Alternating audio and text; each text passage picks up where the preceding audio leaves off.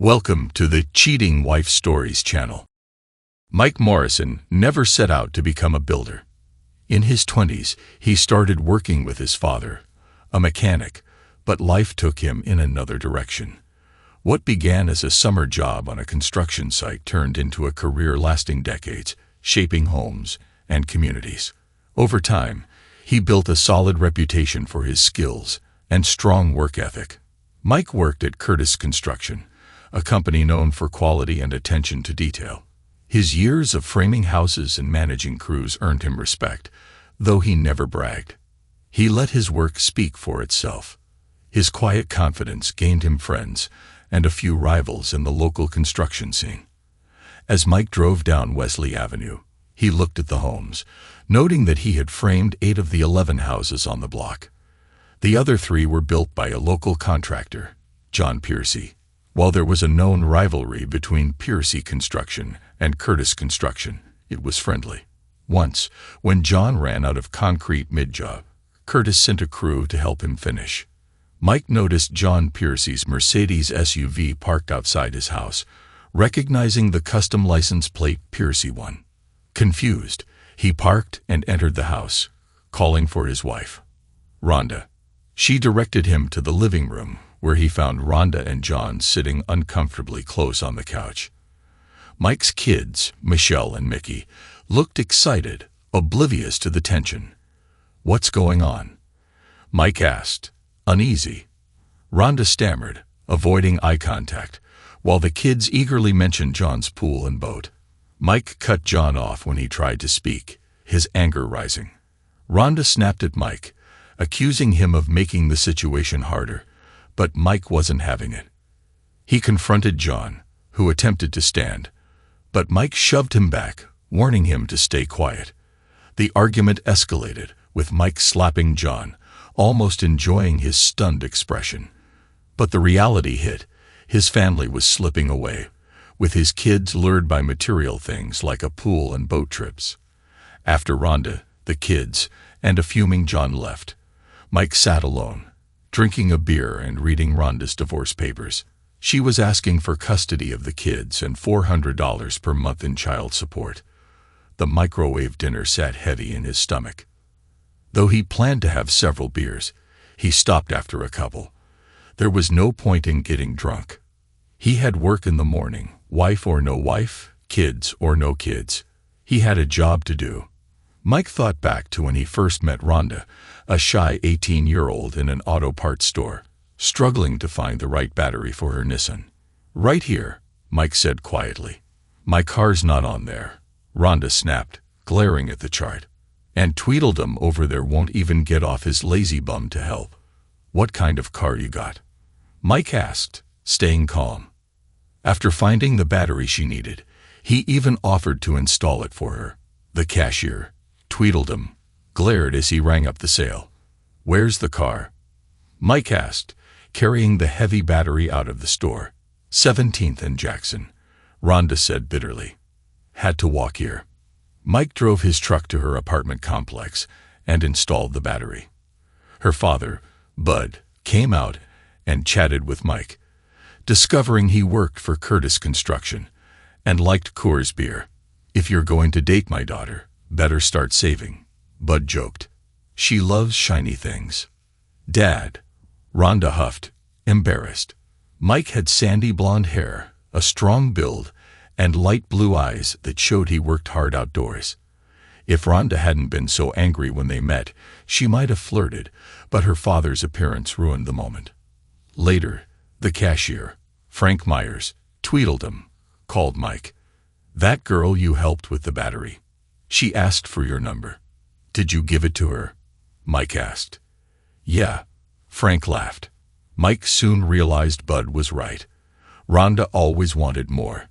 On their second date, Bud showed Mike her closet, packed with shoes, heels, boots, sandals, and 6 pairs of flip-flops.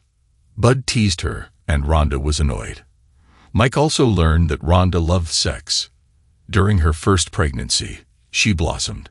Her once flat figure transformed, and by the time she gave birth to Michelle, she had a fuller figure and was turning heads.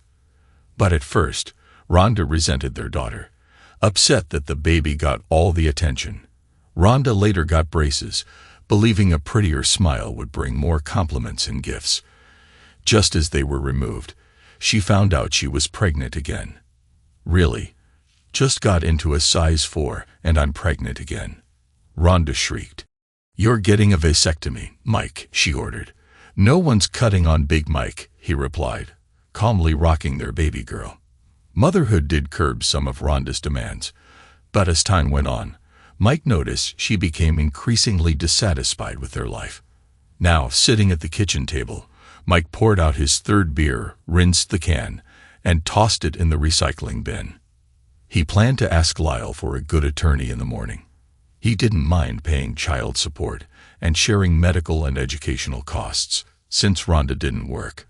But he wondered how she'd cover her share. Likely relying on John Piercy, Rhonda was also demanding half his retirement and half the home's value, even though Mike had bought the house before they'd met. And she hadn't contributed to the retirement fund.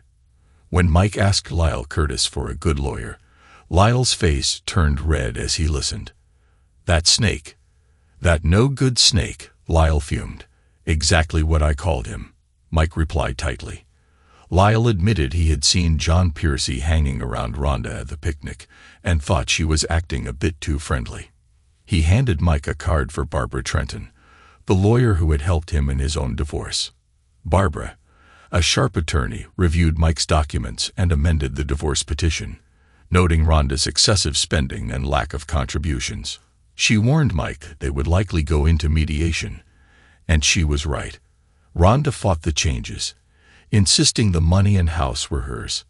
Meanwhile, she made it difficult for Mike to see his kids, smugly reminding him he should have signed the original petition. During this time, Lyle Curtis spread the word about John stealing another man's wife, leading local suppliers to cut off credit to Piercy Construction. John's finances suffered.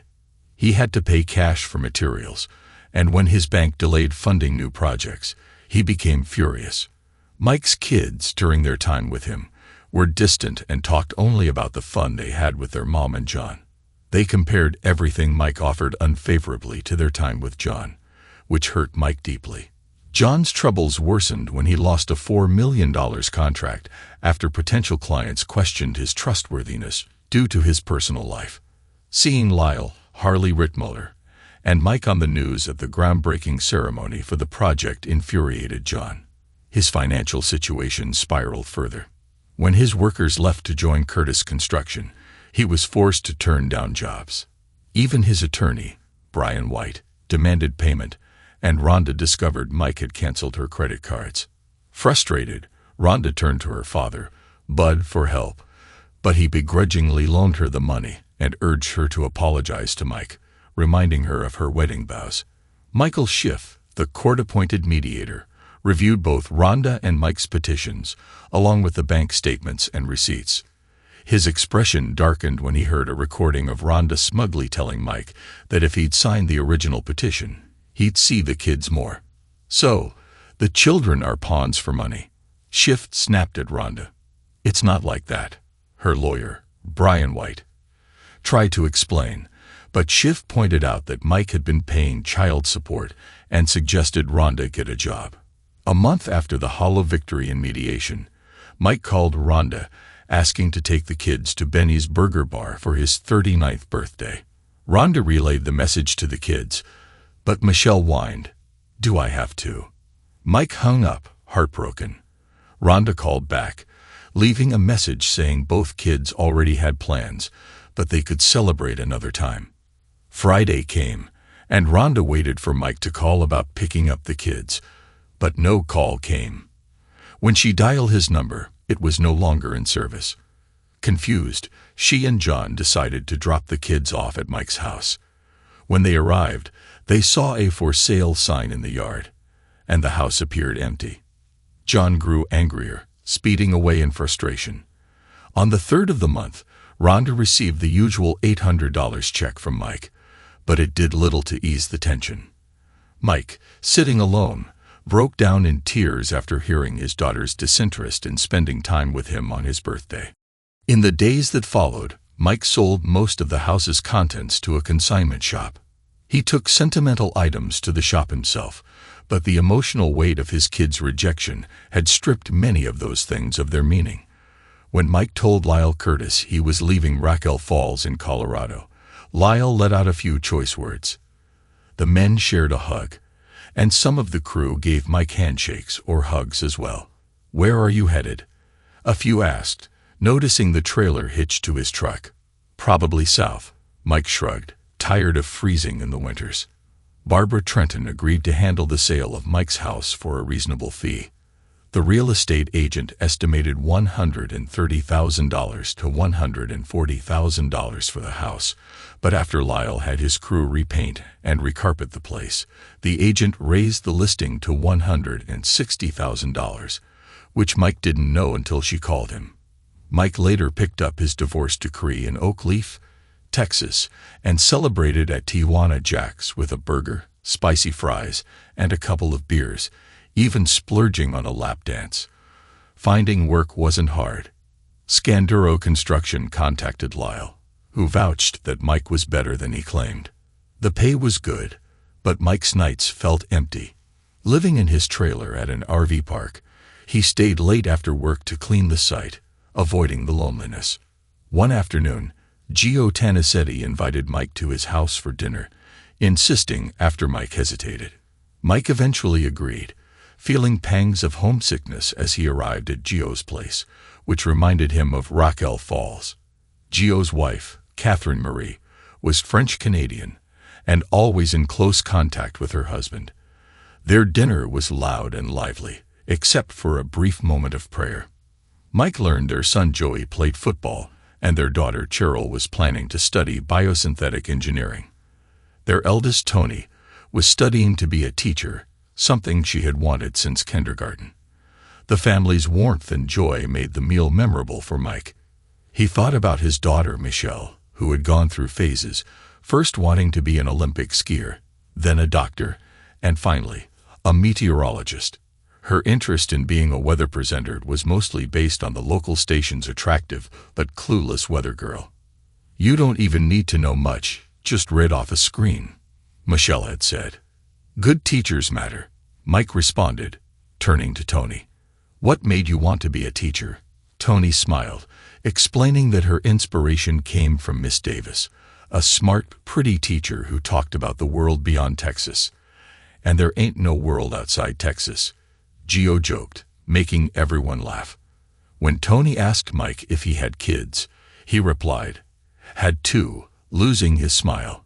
"Lost them," Joey teased, but Tony quickly smacked him. "Kind of, through divorce," Mike said quietly.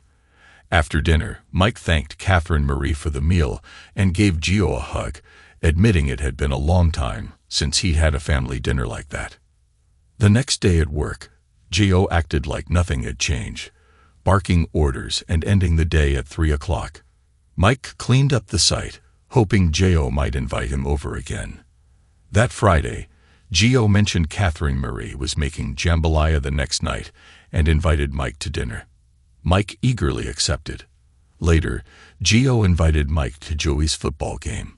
Mike cheered from the bleachers, sitting next to Tony, who subtly touched his hand and arm. After the game, Mike felt an odd tension, but focused on the upcoming dinner. On Saturday, Mike brought a strawberry shortcake to the Tanicetti house. Cheryl welcomed him in, and Catherine Marie thanked him for the cake, joking that she didn't need it because of her slight belly, though she couldn't resist being polite. As the family bantered playfully, Tony rolled her eyes at her parents' affection. Mike joked that the second time around he was no longer a guest, but part of the family, offering to help set the table as everyone laughed and settled in for dinner. Tony showed up just as Mike opened the wrong cabinet. Together, they set the table, with Mike folding napkins while Tony laid down the silverware. "I'll let you get the glasses and ice," Mike said, smiling. "Hey, Mr. Mike," Joey said as he walked in. "We played like crap last night, huh?" "You guys played fine," Mike responded. "The other team just came ready to win." As dinner started, Mike discovered Catherine Marie's jambalaya, a delicious mix of chicken, sausage, rice, and vegetables with a spicy kick. Mike fought the urge to overeat, knowing dessert was waiting. When Catherine Marie mentioned the strawberry shortcake Mike brought, Joey cheered. "Good, more for me," he joked. "Son, you've got a lot to learn about women," Mike laughed. Sunday was a long day for Mike. Not particularly religious and indifferent to football, he tried sleeping in but eventually went for a walk, ending up at Oxbow Lake. He noticed a tanned blonde woman seeking attention but being ignored by everyone. "That's how I feel," Mike muttered, watching her deflate as no one noticed her. On Monday, Mike and Carlos finished the trim work. While waiting for the painters and electricians, Mike grabbed a broom to tidy up. "Hey, Morrison," Gio called. "Yeah," Mike responded mid-sweep. "My Tony wants to know if you're coming for dinner tonight," Gio said, his tone sharp. "Sure," Mike said, confused. Gio's face hardened. "She's only 20, Mike. She's half your age." "Whoa, I haven't done anything," Mike protested. Gio glared, then stormed off to shout at the workers. Later, Mike decided to leave the job to Carlos and his cousin. His work was done. Meanwhile, Barbara Trenton reviewed receipts as Rhonda complained about her expenses. "Can't he chip in a little more?" Rhonda whined. "Divorce is straightforward," Barbara snapped.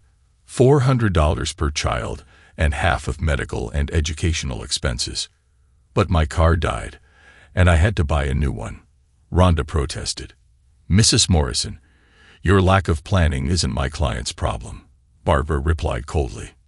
"And where is your client?" "He missed Michelle's birthday," Rhonda said. "We sent a card with a $10 gift card to Benny's Burger Bar." Barbara responded dismissively. Barbara's assistant brought in a check, which Barbara quickly signed and slid across the desk to Rhonda. She packed Rhonda's receipts into the same plastic grocery bag Rhonda had used to bring them. "Thank you, Mrs. Piercy." "Sorry, Mrs. Morrison," Barbara said, returning to her computer. "What about Michelle's braces?" Rhonda demanded. "Mr. Morrison has paid his half for the braces, soccer camp, and dental visits," Barbara replied without looking up. "Can I at least get his contact information?" Rhonda asked, her voice growing desperate. "No," Barbara responded coldly, still typing.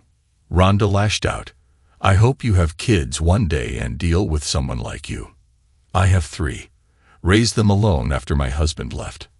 "I did fine," Barbara shot back. "Now get out." Later, Mike got a call from Dio. "Catherine Marie's making chicken cacciatore. You're coming, right?" "I don't know," Mike began. 6 o'clock. "Don't make me beg," Gio insisted. When Mike arrived, Tony's face fell when she saw his travel trailer. "You're leaving?" she asked, visibly upset. She ran into the house in tears. "What's going on?" Gio asked as Mike entered. Dinner was tense. Tony's absence was noticed. When she finally came to the table, her eyes were red from crying. Catherine Marie directly asked Mike why he was leaving, and Gio quickly chimed in, pointing out they had more work lined up. "Please stay," Tony whispered, her eyes filled with tears. 5 years later, Rhonda pulled up in front of a red brick house in Texas, noticing Mike's old travel trailer parked next to the garage on a concrete pad. The well-maintained yard, colorful flowers, and neat decorations weren't Mike's style. Steeling herself, Rhonda rang the doorbell, only to be greeted by a woman's voice through a camera. "Does Mike Morrison live here?" Rhonda asked, flustered. "And you are?" The voice responded coldly. This wasn't how Rhonda had imagined things. She had dressed to impress, but standing there, she felt out of place and frustrated. Standing on the doorstep in the Texas heat, Rhonda felt her jeans sticking uncomfortably with sweat. The blouse that once fit attractively now clung awkwardly to her body. "I'm Rhonda Morrison, his ex-wife," she said nervously. "Does he know you're here?" the voice asked. "No," Rhonda admitted. After a few moments, the door opened, and there stood Mike, looking even better than before. His blonde hair now had silver streaks, and his muscular frame was bronzed from the sun. "Yes?" Mike asked, his voice hard. "Long time no see," Rhonda said with a smirk. "What do you want?" Mike asked bluntly. Before Rhonda could answer, a beautiful young blonde woman appeared behind Mike, her wet hair and casual wraps suggesting she'd been swimming. "Michael, take her to the sunroom," the woman said softly. "I don't want her in my house," Mike replied coldly. 5 minutes, the blonde insisted. Mike reluctantly agreed, leading Rhonda to the sunroom. She glanced outside at the pool, where a woman was playing with a young girl and 2 boys. The young blonde joined them, creating a picture-perfect family scene that made Rhonda jealous. 5 minutes, talk, Mike ordered. Rhonda cleared her throat. "Michelle's getting married next month. She wants you to walk her down the aisle." "How far along is she?" Mike asked bluntly. Caught off guard, Rhonda admitted. "About 4.5 months. Mike responded, his face unreadable. "It would mean a lot if you walked her down the aisle," Rhonda continued, trying to soften him. Mike's jaw tightened. "God, do I have to?" he muttered, echoing Michelle's dismissive words from years ago. "What?" Rhonda asked, confused. Mike sighed. "Last time I tried to spend my birthday with them, that's what I got. God, do I have to? So no, Rhonda, I won't walk her down the aisle. Tell John Piercy to do it. John's not in our lives anymore," Rhonda snapped bitterly. Mike said, uninterested. Before Rhonda could reply, a little girl burst in, wet from the pool. "Daddy, did you see me? I jumped off the big board," she exclaimed, running to Mike. Mike's expression softened as he scooped her up. "Yeah, I saw, sweetheart. I'm Audrey, I'm 4, the girl proudly told Rhonda. "Hello, Audrey," Rhonda managed to say. The young blonde reappeared, apologizing for Audrey's interruption. Mike reassured her, and she took Audrey back to the pool. "So why can't Mickey walk her down the aisle?" Mike asked. Rhonda flinched. "He's in jail," she admitted quietly. Mike's expression didn't change. Wonder if I still have to pay child support if he's in jail." "He's still a minor," Rhonda snapped. "But you don't have him in your custody, do you?" Mike shot back, standing up. 5 minutes is up. "Goodbye, Rhonda." Rhonda, frustrated and on the verge of tears, shouted, "I flew all this way, and you're just going to shut me out. Did I ask you to come here?" Mike replied flatly. "Maybe Michelle should have come herself." With that, Mike opened the door and called out to his daughter. "You all waterlogged yet?" "Uh-huh. My fingers are all bumpy," Audrey called back. Mike smiled as he turned away from Rhonda. Rhonda glared at Mike. "You've done well for yourself," she said bitterly, glancing around the house and the backyard scene. "Yeah, no thanks to you," Mike replied sarcastically, guiding her to the door. They walked in silence, and once outside, Mike shut the door behind her. Rhonda trudged to her car in the sweltering Texas heat, her clothes sticking uncomfortably. Inside, Mike headed to the kitchen, where his wife and their maid were trying to figure out dinner for the kids. "Boogers and toes," Mike joked, making his wife, Precious, laugh. "Hot dogs." Russell, one of the twins, shouted, quickly echoed by his brother, Bertrand. Mike suggested spaghetti with hot dogs, and the kids cheered in agreement. After dinner and baths, Mike and Precious finally got the kids to bed. "So, what did your ex want?" Precious asked, kissing Mike on the cheek. "She wanted me to walk Michelle down the aisle. She's getting married next month," Mike said seriously. "Are we going to Raquel Falls?" Precious asked, excited. "No," Mike said calmly. "We're not going." Precious sat up, surprised. "You're not going to walk your daughter?" "No, I'm not," Mike replied firmly. Precious sighed, clearly frustrated. "I know it hurt, but," she began, resting her head on his chest. Mike kissed her, but her worry was obvious. He thought about their first meeting at Oxbow Lake nearly 7 years ago, and how much he loved her. Before Precious, Mike had dated Tony. She was smart, fun, and the chemistry was good, but there was no deeper connection. It had been Tony who brought up the truth while they walked around Oxbow Lake one day. "Michael, I love you, but I'm not in love with you," Tony had said, and Mike admitted he felt the same. They cared for each other, but there was no long-term future. They parted as friends, grateful they hadn't forced something that wasn't there. As they walked, they saw a woman with a small dog on a retractable leash. The dog darted toward a jogger who didn't notice the leash and got tangled, crashing to the ground with the dog trapped underneath.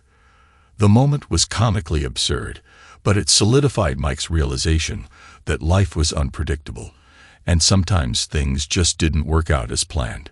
The woman started screaming at the jogger, but Mike quickly stepped in, helping the injured jogger and grabbing the snarling dog. He unhooked the leash and handed the dog to its owner. "Hold your dog and ditch the leash," Mike ordered. The jogger was clearly injured, with a swelling forehead and a broken ankle. "Concussion and broken leg," Mike said. "Tony, get her name and address." The dog owner protested, but Mike took her picture and called emergency. The operator said an ambulance would take 40 minutes, so Mike decided to drive the jogger to the hospital himself. Tony followed, getting ice for the woman's head, and Mike drove quickly, hazard lights on. At the hospital, they were met by a nurse and orderly who took over. After explaining what happened, Mike drove Tony home.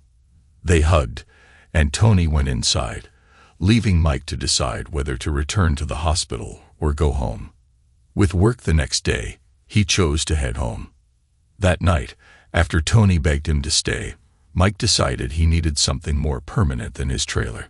While waiting for Scanduro Construction's next project, Mike bought a foreclosed home that was in terrible shape. He cleaned it up using his construction connections for affordable materials. As Mike worked, he bought more foreclosed properties, selling 3 and deciding to live in the 4th on Roberts Drive. His next project was a house where the previous owner had hanged himself after losing everything.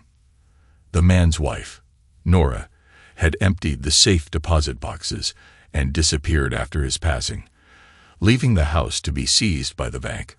Mike bought it at a fraction of its value, needing only to replace garish carpets and repaint the lot of walls. After work one day, Mike decided to visit the jogger at the hospital. Unsure of her name, he checked with a nurse who directed him to her room. The first thing she said was, "They cut up my shoe. Couldn't anyone just untie it?" Mike smiled. "I asked the same thing." He explained how the dog had tangled her up, causing her fall. As they chatted, Mike couldn't shake the feeling he'd seen the blonde woman before and mentioned it. She thought for a moment before shaking her head. "I was at Connolly," she offered. "Oh yeah. What were you studying?" he asked. "Education. I want to be a teacher," she replied. "Maybe that's where I know you from. I picked up Tony there a few times," Mike said. "By the way, what's your name?" "Precious Cruz," she replied. "I know. I don't look Mexican." "So, Precious, anyone you need to call?" Mike asked. Her expression darkened. "No," she stammered. "My mom died last year, and my dad disowned me." Mike glanced at his watch and said he'd be back later. Precious smiled sadly as he left. It was then Mike remembered where he had seen her before. "Oxbow Lake," he said, as Precious adjusted her gown, blushing. "No, you were sunbathing," Mike explained. "Beautiful girl in a green bikini, looking as sad as I was." "What were you sad about?" Precious asked. Mike sat down again and told her about his 2 kids. He had wanted to name his son Russell or Bertrand after family members, but his wife Rhonda chose Mike Jr., Mickey. "That's a good name," Precious said with a smile. She then asked about his daughter. "Audrey, after my mom, but Rhonda decided on Michelle," Mike replied. "Do you see them often?" she asked. "It's been a few months. They've got a pool and a boogie board. What do they need with their dad?" Mike said. He stayed until dinner arrived, surprising both of them with a gentle kiss before leaving. The next day, while working on a wall at the bank, Mike's phone rang. It was Precious. "They're discharging me today," she said, Mike promised to come as soon as possible. After explaining to Gio, he rushed to the hospital, picked up Precious, and helped her into his truck. "Where am I taking you?" Mike asked. "Home," she replied, giving directions to Spanish Arms Apartments. On the way, she remembered her car was still at Kennedy Park. Mike laughed at her tiny Volkswagen Beetle, but helped her out of his truck. "It's cute," Precious defended, laughing as Mike teased her. Mike noticed the plaster boot on Precious' leg and realized driving her car would be difficult. "I'll drop you off and bring your car over," Mike offered. "That's too much," Precious protested. "You can't drive like that, and we can't leave it," Mike insisted. When they arrived at her apartment, Mike saw another issue. She lived on the 3rd floor. "They didn't give you crutches?" Mike asked. "No," Precious realized, her eyes welling with tears. "Okay, get your key. I'll carry you up," Mike said, lifting her to her apartment. After settling her inside, he went out to buy some boxes. "What are those for?" Precious asked when Mike returned. "Pack what you need for the next couple of weeks.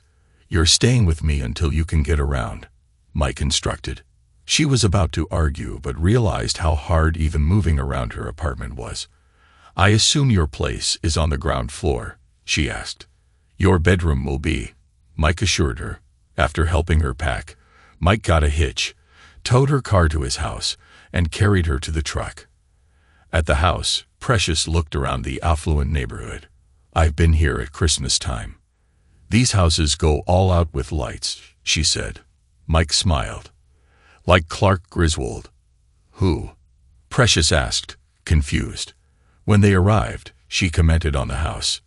"You need something in all those windows for Christmas lights," she said, craning her neck. Mike carried her inside.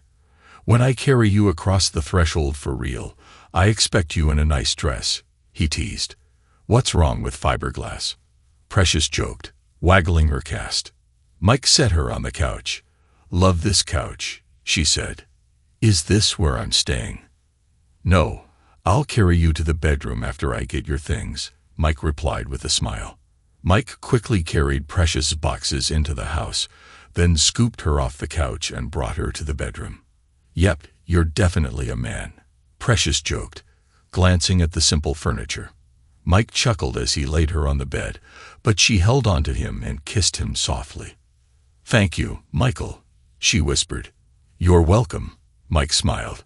"Need the bathroom?" he asked. "Right across the hall. Mind reader," she teased.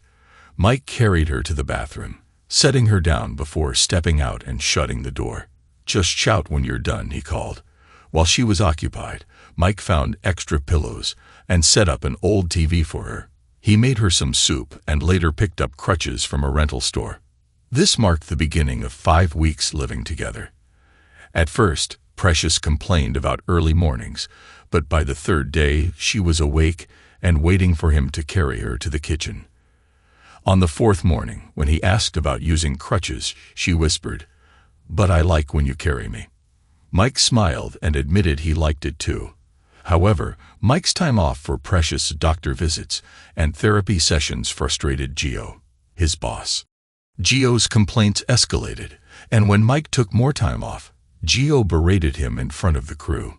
Mike simply nodded and left the job site without a word.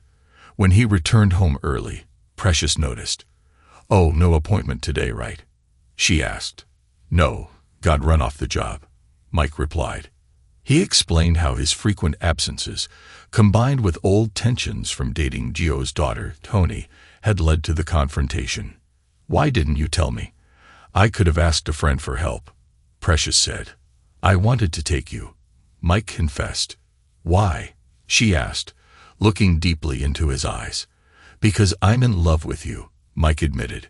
"And I'm in love with you, Michael Arthur Morrison," Precious whispered, before kissing him softly. Now that Mike was unemployed, he invested in more foreclosed homes, renovated them, and continued to profit. Being his own boss gave him the flexibility to take Precious to her doctor's appointments, physical therapy, and fun outings. On one such outing to the Hogshead, a barbecue place Precious loved, Mike had an unexpected encounter. "Hey, Prez," a muscular man sneered. "Hi, Barry," Precious responded flatly. "So, this your dad?" Barry mocked, trying to sit next to her.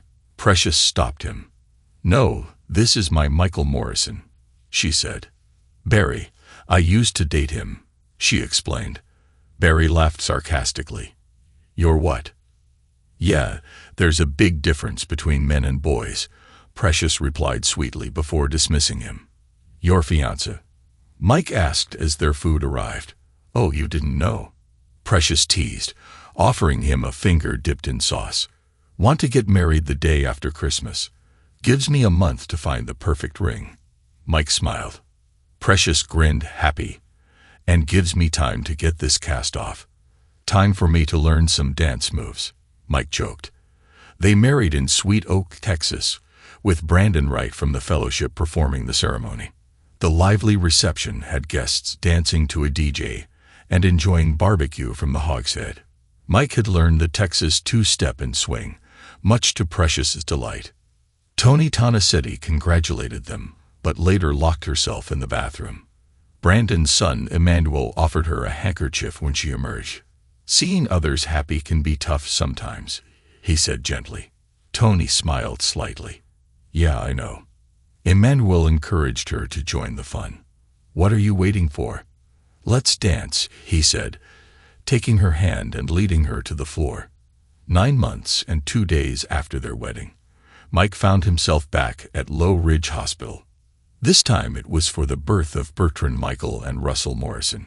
Precious endured the 5-hour labor with screams, sobs, and declarations of love for Mike, her knight in shining armor. 17 months later, Precious gave birth to their daughter, Audrey, on the same day Tony Wright, now married to Emmanuel, was delivering their first child just 2 doors down. Fast forward to the present, and the Morrisons were traveling to Colorado to reconnect with Mike's children. As they stepped off the plane in Venice, Colorado, Mike grumbled. "Can't believe it," he muttered. Lyle Curtis, Mike's old boss, greeted him with a laugh and a hug. "New Texas finally got tired of you, huh?" Surprised, Mike hugged him back. "Lyle, what are you doing here?" After catching up, Mike introduced his family. Lyle joked with Precious, met the twins, and Audrey proudly introduced herself as 4 and not scared of anything. Lyle insisted they stay at his house instead of the Hilton, where his daughter worked. Once settled, Mike took a deep breath and called his daughter Michelle. The voice that answered was cold and unfamiliar. "Hey, it's your dad," Mike said nervously. "Who?" Michelle responded, sharp and skeptical. Mike invited her to Benny's Burger Bar, trying to sound casual, but her reply was dripping with sarcasm. After ending the call, Mike sighed heavily.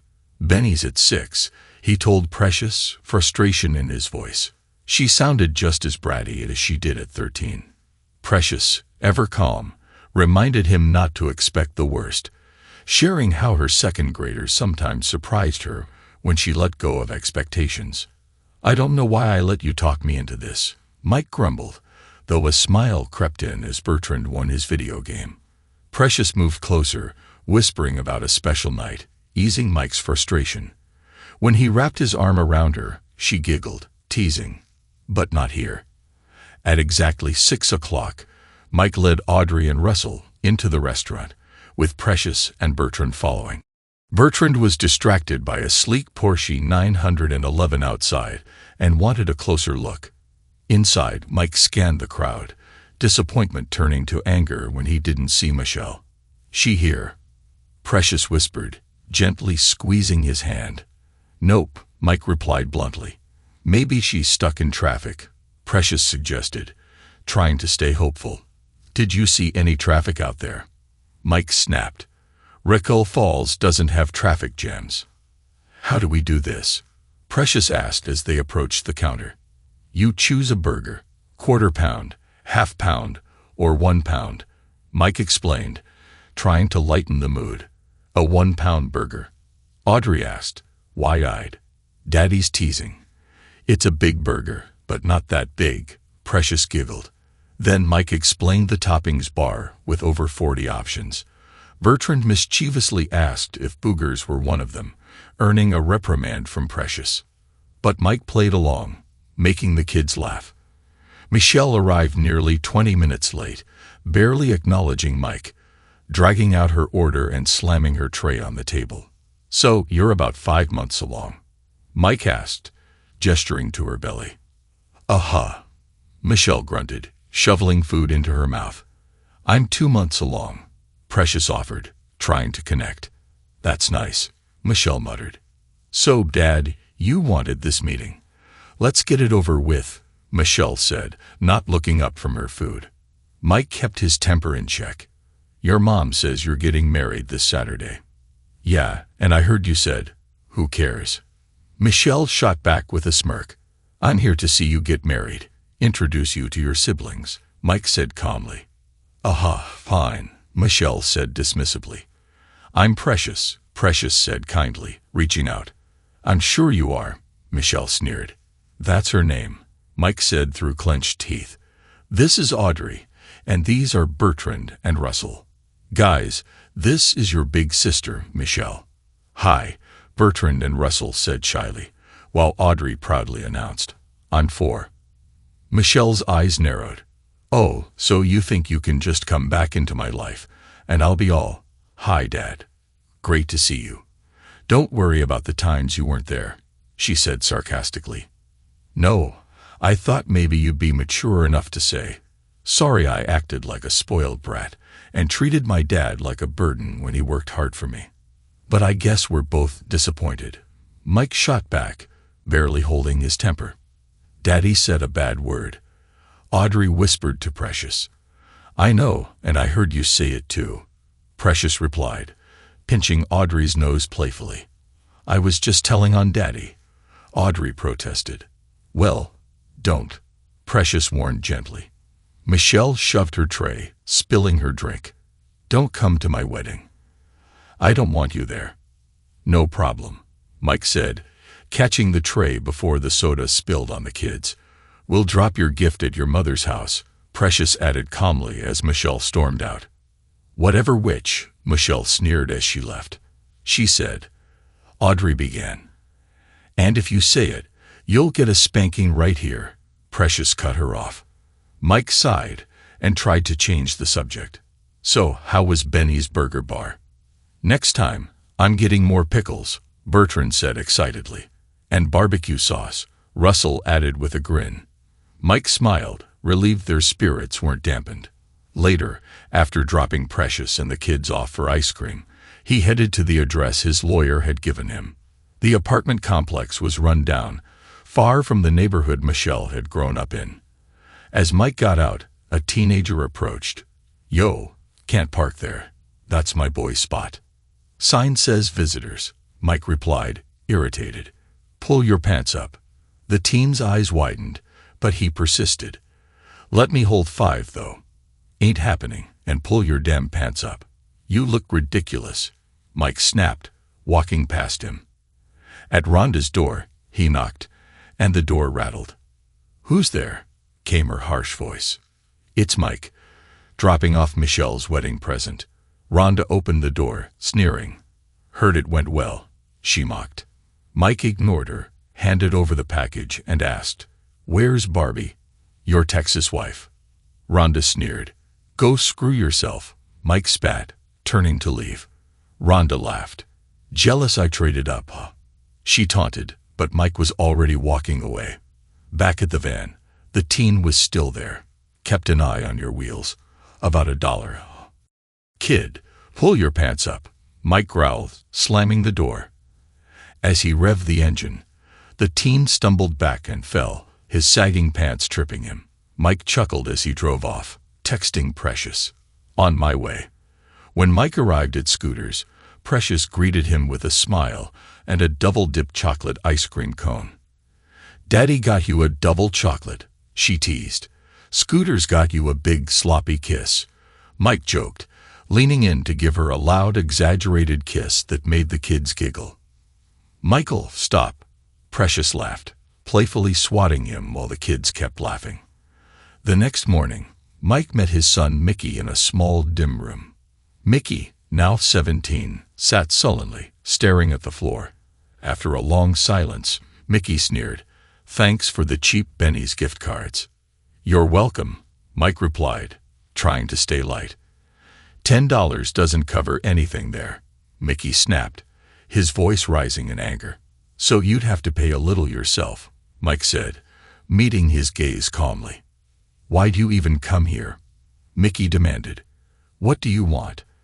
"I came to see if any of the kid I went fishing with was still there," Mike admitted quietly.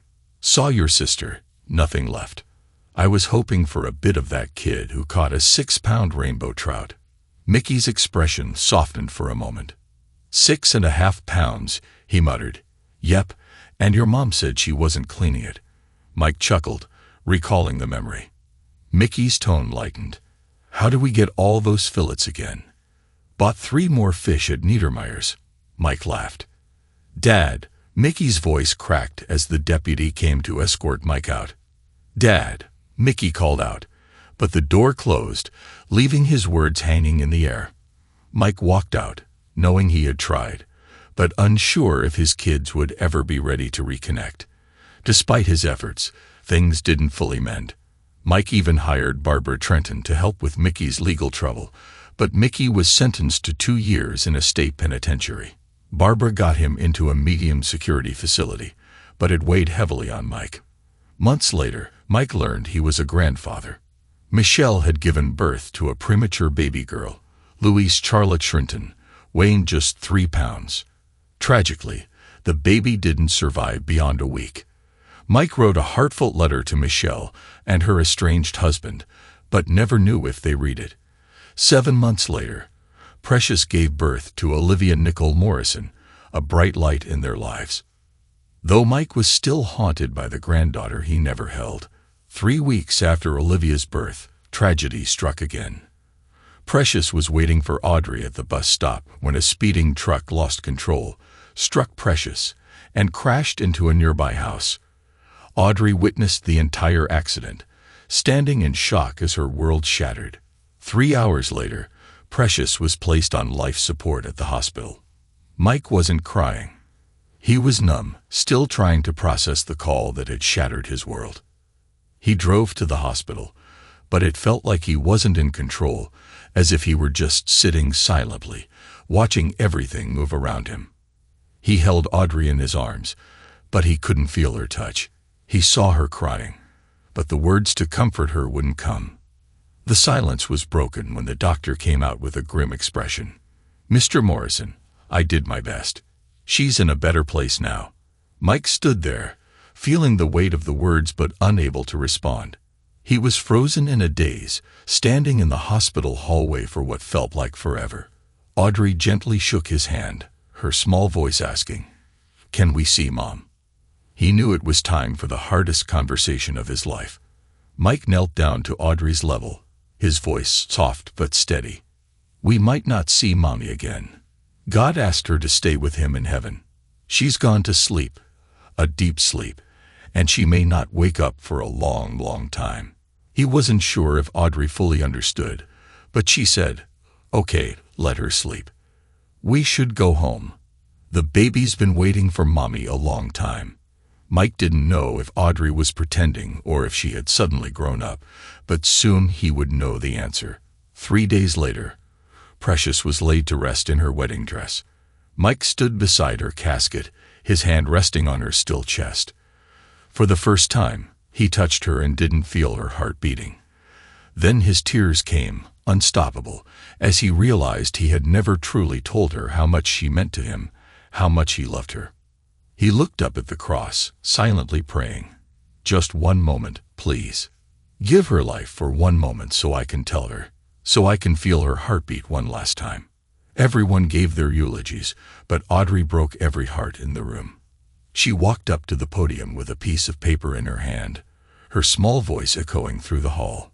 "My name is Audrey. I'm 4 years old. My daddy's in the bathroom because he doesn't like people to see him cry. My mom is the most beautiful and strongest woman. My daddy said God wants her to stay at his house for a while. I don't know when she'll be back, but I know she'll like her stay. She's in heaven. If my mom is watching me from heaven, I want her to know that I love her and will miss her. My mom's name is Precious, and she's very precious to me and my daddy.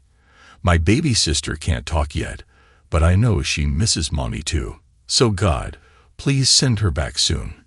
Thank you, everyone. Please don't cry. My mommy is with God. Her words left no dry eyes. Mike couldn't hold back anymore. He ran out of the bathroom and hugged Audrey tightly, releasing all the tears he had been holding in.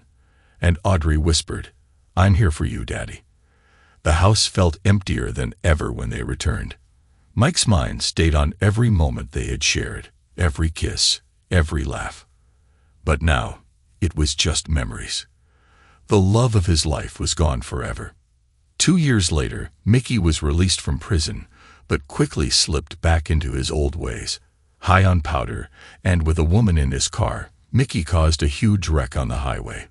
Both he and the woman died instantly. At Mickey's funeral, Mike didn't give a eulogy or speak to anyone. Rhonda was there, crying. But Mike never approached her. After everyone left, Mike placed a single white flower on Mickey's grave. Rhonda came up behind him, her voice barely above a whisper. "I'm sorry, Mike. If only I'd kept the family together. My wanting more in life cost me my husband, my family, and now my son. I never realized my choices would damage not just my marriage, but my family." Mike said nothing. He just turned and walked away. That was the last time he saw Rhonda alive. 10 years later, he saw her again, at her funeral. At that funeral, Michelle handed him a letter. "Mom wanted you to have this," she said softly. Mike kept the letter in his pocket and didn't read it until later that night at home. The letter had only 3 words: "I am sorry." In her final days, Rhonda had only one wish: to be forgiven.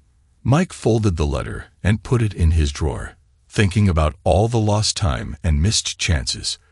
That night, he went out to the porch and stared at the starry sky. Lost in thought, he didn't notice Audrey behind him until she spoke. "I saw the letter," she said softly. Mike looked over his shoulder. "Didn't I teach you not to read private letters?" "Well, I forgot," she replied with a small smile. "But all she wanted was your forgiveness. She's gone now, so your hate won't hurt her." "You're starting to sound like your mother," Mike said, shaking his head. "I can't help it. Must be in the genes," Audrey replied, her smile fading. "Did you forgive her?" "I did," Mike said quietly. "I forgave her when I married your mom. I just never told her. Now I can't." "You don't need to tell her. Just tell yourself," Audrey said gently. That night, Mike slept well for the first time in years.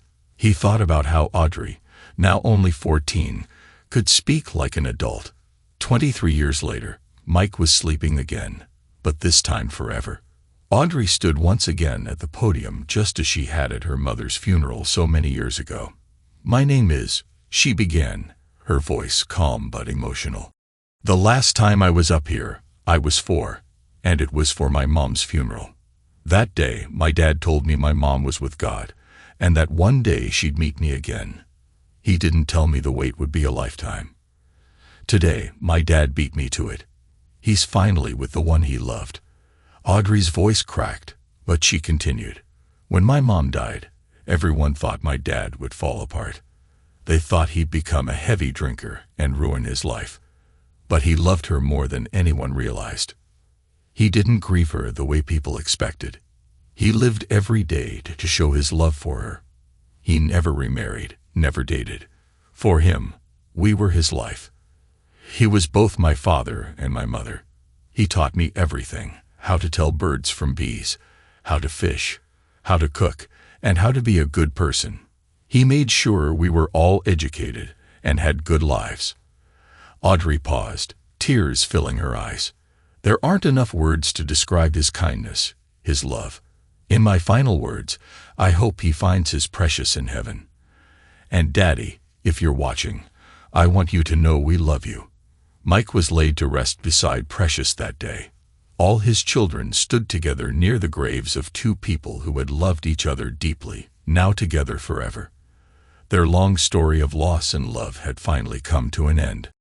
Thanks to everyone who took the time to listen to today's stories. If you enjoyed it, please consider liking and subscribing if you haven't already. Feel free to share your thoughts on the events in the comments below. Take care.